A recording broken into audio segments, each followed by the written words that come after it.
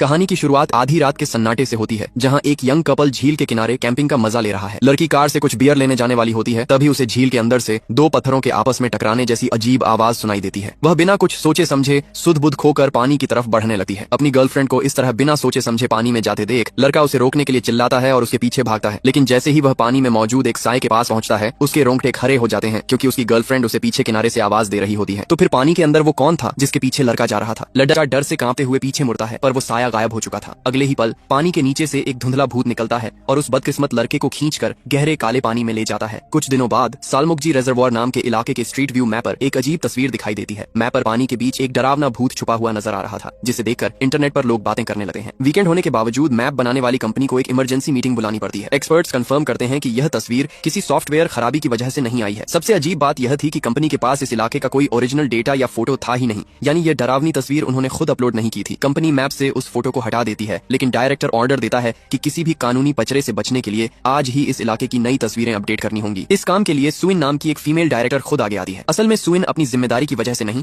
बल्कि captain you की वजह से वहां जाना चाहती थी, जो कुछ दिन पहले इसी झील पर आए थे और अचानक गायब हो गए थे। सुइन का एक्स बॉयफ्रेंड कीताई उसे रोकने की कोशिश करता है, क्योंकि वह उसकी सुरक्षा को लेकर डरा हुआ था, पर सुइन अपनी बात पर अड़ी रहती है। सुइन के साथ इस मिशन पर दो जूनियर सियोंग बिन और नई लड़की सीजोंग और दो कैमरामैन क्योंग टी और क्योंग जून भी जाते हैं। रास्ते में सीजोंग इस झील से जुड़ी डरावनी कहानियों में काफी इंटरेस्ट लेती है। पूरी टीम आपस में बात करने लगती है और हाल ही में गायब हुए उस कपल का जिक्र करती है। सेजोंग सबको डराते हुए कहती है कि पानी के भूत बाकी भूतों से ज्यादा खतरनाक होते हैं, क्योंकि वे लोगों को बहला फुसलाकर पानी में खींचते हैं और उनकी जान ले लेते हैं। यहाँ तक कि इस झील का नाम सालमोकजी भी मौत का एहसास कराता है, जिसका मतलब होता है जिंदगी और मौत के बीच का रास्ता। अफवाहें हैं कि यह जगह पहले एक प्राचीन कब्रिस्तान थी। जब जलाशय बनाया गया तो कब्रों को हटाए बिना ही सीधा पानी भर दिया गया, इसीलिए यहाँ इतनी नेगेटिव एनर्जी है। इन सब डरावनी बातों के उलट कैमरामैन क्योंगजून इन भूतों की कहानियों को बकवास कहकर खारिज कर देता है। वह घमंड में कहता है कि वह कोरियन नेवी का रेस्क्यू डाइवर रह चुका है और भूतों से भी तेज तैर सकता है। जब सब गॉसिप में बिजी थे, तब सुइन गंभीर चेहरा लिए चुपचाप बैठी थी। वहां पहुंचते ही पार्किंग ढूंढते वक्त उनकी कार अचानक एक अजीब चीज से टकरा जाती है।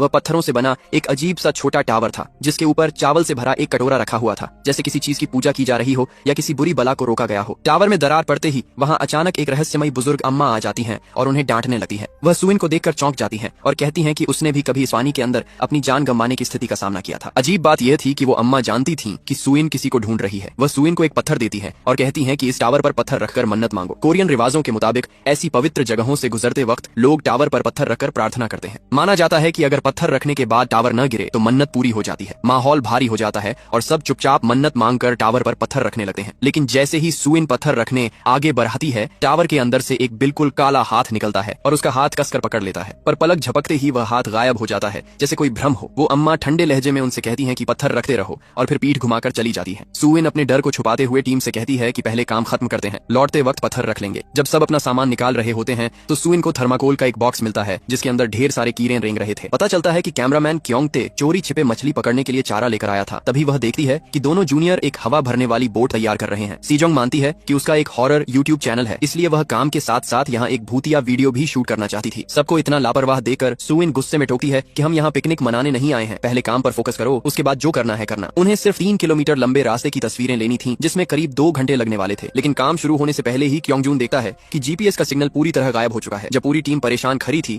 तभी इतने दिनों से गायब कैप्टन यू अचानक सामने आ जाते हैं। वह कहते हैं कि पिछली बार उनके साथ भी यही समस्या हुई थी। इतना कहकर वह जीपीएस डिवाइस हाथ में लेते हैं और सीधे पानी के अंदर चलने लगते हैं। जैसे ही वह पानी में आगे बढ़ते हैं, डिवाइस में जीपीएस सिग्नल वापस आ जाता है। सुइन अपने बॉस को इतने दिनों बाद सही सलामत देकर बहुत खुश होती है, और जब वह पूछती है कि इतने दिन वह कहाँ थे, तो कैप्टन यू एक रहस्यमयी मुस्कान देते हैं और कहते हैं कि बाद में बताऊंगा। इसके बाद दोनों जूनियर लैंडस्केप मोड की तस्वीरें लेने के लिए आगे बढ़ते हैं। इसी वक्त वहाँ अजीब अजीब चीजें होने लगती हैं। सेजोंग को झील के किनारे एक लिखावट दिखती है जो किसी कब्र के पत्थर जैसी लग रही थी। वहीं दूसरी तरफ कैमरा न सिर्फ उन दोनों के चेहरों को फोकस कर रहा था, बल्कि ऐसा लग रहा था कि वह झील की गहराई में भी किसी अनजानी चीज को डिटेक्ट कर रहा है। इधर दोनों कैमरामैन क्योंग टी और क्योंग जून जल्दी काम खत्म करके मछली पकाने का प्लान बनाते हैं। क्योंग टी 360 डिग्री कैमरा लेकर आगे बढ़ता है और सुइन स्क्रीन पर उसकी हर हरकत पर नजर रखती है। अचानक सुइन को स्क्रीन पर एक काला साया दिखता है। वह क्योंग टी को पीछे हटने कहती है। वह पीछे हटता है तो साया गायब हो जाता है, पर थोड़ी देर बाद फिर दिखता है। सुइन उसे फौरन वापस आने को कहती है, लेकिन क्योंग टी इसे उसका वहम मानकर आगे बढ़ जाता है। आगे बढ़ते ही क्योंग टी को खुद वो साया झील के किनारे बिजली की रफ्तार से दौड़ता हुआ दिखता है। वह डरते हुए पानी के पास जाता है, पर वहाँ कुछ नहीं था। तभी पानी में हलचल होती है। क्योंग टी देखता है कि उसका शरीर तो हिल रहा है, पर पानी में उसकी परछाई बिल्कुल जमी हुई है। इधर सुइन को कैमरे में दिखता है कि क्योंग टी के ठीक पीछे उसका ही हमशक्ल भूत खड़ा है। सुइन चिल्लाती है, पर क्योंग टी वॉकी टॉकी बंद कर देता है। अगले ही पल पैर के ऊपर से एक डरावना महिला का सिर क्योंग टी के ऊपर गिरता है और वह पानी में गिर जाता है। सुइन भागकर वहाँ पहुंचती है तो उसे पानी में काले बाल तैरते हुए हुए दिखते हैं। तभी क्योंग टे घबराया हुआ पानी से बाहर आता है। दूसरी तरफ क्योंग जून हाथ में बाल और चावल का कटोरा लेकर हंस रहा था और इसे मजाक समझ रहा था, लेकिन क्योंग टे कसम खाकर कहता है कि उसके ऊपर औरत का सिर गिरा था। वीडियो फुटेज देखकर सेजोंग बताती है कि यह एक तांत्रिक अनुष्ठान है जिससे पानी के गुस्सैल भूतों को ऊपर बुलाया जाता है। डर के मारे सुइन काम रोकने का फैसला करती है, पर कंपनी का डायरेक्टर फोन पर आज ही काम खत्म करने का दबाव बनाता है क्योंकि इस इलाके से कई लोग गायब हो चुके हैं। सुइन नई मशीनें आने तक सुबह का इंतजार करने का फैसला करती है। क्योंग टी अब यहाँ एक सेकंड भी रुकने को तैयार नहीं था। तभी कैप्टन यू कहते हैं कि पानी में गिरा जीपीएस ढूंढना जरूरी है वरना वह खराब हो जाएगा। मजबूरन क्योंग टी और क्योंग जून फिर पानी के पास जाते हैं। इसी बीच सुइन का एक्स बॉयफ्रेंड कीते फोन पर बताता है कि वह खुद नया सामान लेकर आ रहा है। सुइन उसे बताती है कि कैप्टन यू की हरकतें बहुत अजीब हैं। तभी कैप्टन यू अचानक सुइन के पीछे आकर खड़ा हो जाता है। जब सुइन उससे गायब होने का राज पूछती है तो वह बात घुमाकर कहता है कि टावर पर मांगी उसकी मन्नत पूरी हो गई है। रात होने पर सीजोंग अपने यूट्यूब चैनल के लिए घोस्ट डिटेक्टर ऐप से भूत ढूंढने की कोशिश करती है। इधर कैप्टन यू और क्योंग टी अचानक गायब हो जाते हैं और उनका संपर्क टूट जाता है। ढूंढते वक्त सुइन को फिर पत्थरों के टकराने की आवाज आती है। वह सम्मोहन में पानी की तरफ बढ़ती है पर जमीन पर किसी चीज से टकराकर उसका भ्रम टूट जाता है। नीचे देखने पर उसे कंपनी की टीम टी का एक मेमोरी कार्ड मिलता है। लैपटॉप में देखने पर सब हैरान रह जाते हैं। फोटो में कैप्टन यू पानी के अंदर बने एक पत्थर के टावर को तोड़ते हुए दिख रहे थे। तभी कीताई का फोन आता है और वह रोते हुए बताता है कि कैप्टन यू की मौत तो कल रात ही हॉस्पिटल में हो चुकी है। ये सुनते ही फोन का सिग्नल कट जाता है। दूसरी तरफ क्योंग जून और स्योंग बिन झील में पत्थर फेंक कर खेल रहे थे। तभी अचानक पानी में पत्थर के अपने आप टपकने की अंतहीन आवाजें गूंजने लगती हैं, जिसे सुनकर दोनों के होश उड़ जाते हैं। झील के अंधेरे से एक चीज उड़कर आती है और उनकी इकलौती लाइट को फोड़ देती है। जब वे टॉर्च जलाकर देखते हैं तो वह कोई पत्थर नहीं बल्कि एक मरा हुआ कौवा था। तभी सीजोंग के बैग से घोस्ट बॉक्स अपने आप चालू हो जाती है। उसमें से एक टूटी हुई आवाज आती है, क्या तुम लोग आ गए? कुल कितने लोग हो? कैमरामैन क्योंग जून गुस्से में मशीन छीनकर चिल्लाता है, क्या तुम पानी के नीचे मर चुके हो? क्या तुमने यह कौवा फेंका है? दूसरी तरफ से कोई जवाब नहीं आता, बस एक ही बात गूंजती है, तुम्हारी वजह से मुझे मरना पड़ा। सुइन मशीन बंद करती है और सबको दो टीमों में बंटकर गायब लोगों को ढूंढने का ऑर्डर देती है। इधर captain you cameraman Kyung T को जंगल में ले जाता है। क्योंग टी पीछे मुड़कर देखता है तो कैप्टन गायब था और वह खुद किनारे पर नहीं बल्कि जमी हुई ठंडी झील के बीचों बीच खड़ा था। पानी में पत्थरों के टकराने की आवाज आती है। उसे एक लंबे बालों वाली लड़की का साया दिखता है जो पानी में डूब जाता है। जैसे ही वह मुड़ता है पानी से एक खौफनाक चेहरा बाहर आता है और देखते ही देखते अनगिनत डरावने सिर उसे घेर लेते हैं। दूसरी तरफ स्योंग बिन और सेजोंग को घोस्ट ऐप की मदद से कैप्टन यू एक पत्थर के टावर के सामने खड़ा मिलता है। इधर जंगल में अकेली ढूंढ रही सुइन का पैर गलती से झील में पड़ने ही वाला होता है कि तभी क्योंग जून वहां आ जाता है। दोनों की टॉर्च की रोशनी एक पैर पर पड़ती है जहां क्योंग टी की लाश लटकी हुई थी। क्योंग जून रोते हुए अपने भाई की लाश को नीचे उतारता है। भाई की मौत देखकर वह पागल हो जाता है। तभी वहां भागते हुए स्योंग बिन और सेजोंग भी पहुंचते हैं जिन पर टावर के पास एक काले साए ने हमला किया था। क्योंग जून पुलिस को फोन करने से मना कर देता है और कैप्टन यू से बदला लेने की जिद करता है। तब सुइन कांपते हुए बताती है कि कैप्टन यू की मौत तो कल रात ही हॉस्पिटल में हो चुकी है। सब हैरान हो जाते हैं कि फिर दिन भर उनके साथ कौन घूम रहा था। सेजोंग कहती है कि पानी के भूत ने ही क्योंग टी की जान ली है। तभी अंधेरे से कैप्टन यू पत्थरों को टकराते हुए निकलता है। क्योंग जून गुस्से में उसके पीछे भागता है। कैप्टन उसे फंसाने के लिए झील के गहरे पानी में चला जाता है। क्योंग जून तैरकर उसे पकड़ता है पर वह कैप्टन नहीं बल्कि एक सड़ी हुई लाश थी। इससे पहले कि वह भाग पाता पानी का भूत उसे खींच लेता है। सुइन और उसकी टीम डरकर कार की तरफ भागती है। सेजोंग देखती है कि दिन वाला पत्थर का टावर गायब हो चुका है। वे कार स्टार्ट करके भागते हैं पर मैप ऐप गड़बड़ होने के कारण वे बार बार घूमकर उसी जगह वापस आ जाते हैं। वे रास्ता भटककर एक चौराहे पर फंस जाते हैं। तभी अचानक कार की खिड़की पर एक हाथ जोर से बजता है। सब डर जाते हैं पर वह सुइन का एक्स बॉयफ्रेंड कीताई था जो घबराए हुए चेहरे के साथ पूछता है कि तुम लोग यहाँ क्या कर रहे हो? कीताई को देखते ही सबका भ्रम टूट जाता है। उन्हें एहसास होता है कि झील बिल्कुल उनके सामने थी। अगर वे जरा भी आगे बढ़ते तो कार सीधे पानी में गिर जाती। कीताई बताता है कि उसकी कार भी पास में ही फंसी हुई है। वह रहस्यमयी अम्मा की चेतावनी याद करता है कि इस झील से आज तक कोई जिंदा वापस नहीं आया।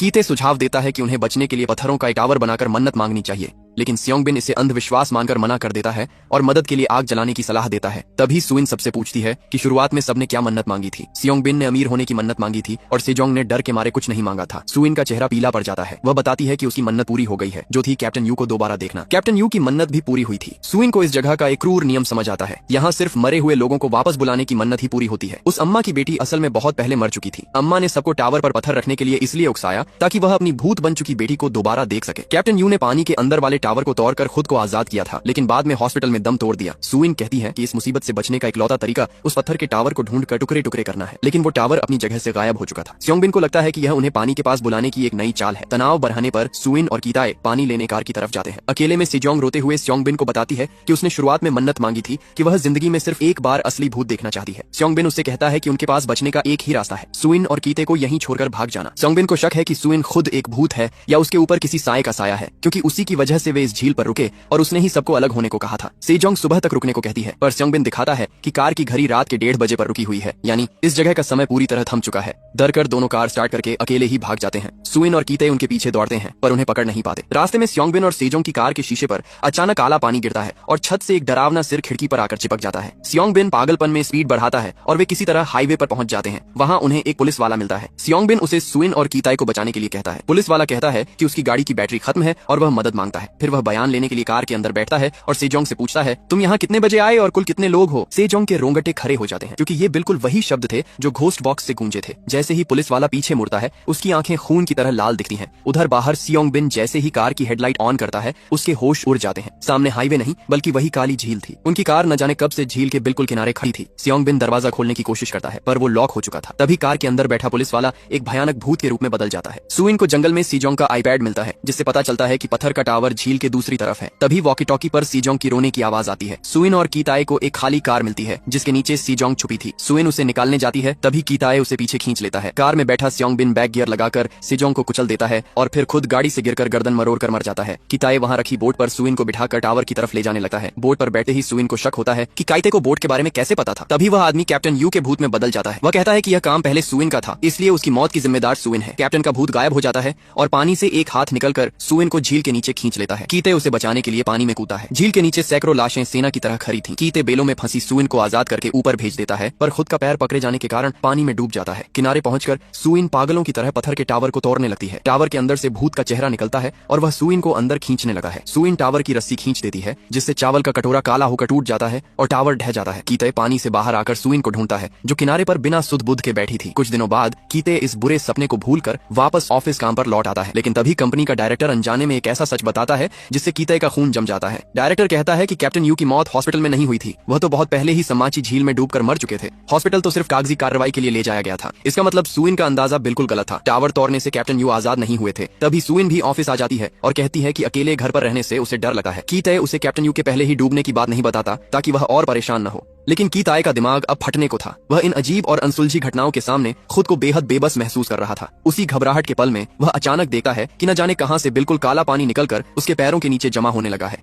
पलक झपकते ही पूरा ऑफिस गायब हो जाता है और वह खुद को उसी बर्फीली सलमोकजी झील के बीचों बीच खड़ा पाता है, जैसे वह कभी वहां से बाहर निकला ही न हो। और तभी उसके सामने खड़ी सुइन एक दुष्ट आत्मा का असली रूप दिखाती है और मुस्कुराते हुए कहती है, यहाँ किसी भी चीज पर कभी भरोसा मत करना। और इसी खौफनाक मोड़ के साथ ये फिल्म यहीं खत्म हो जाती है।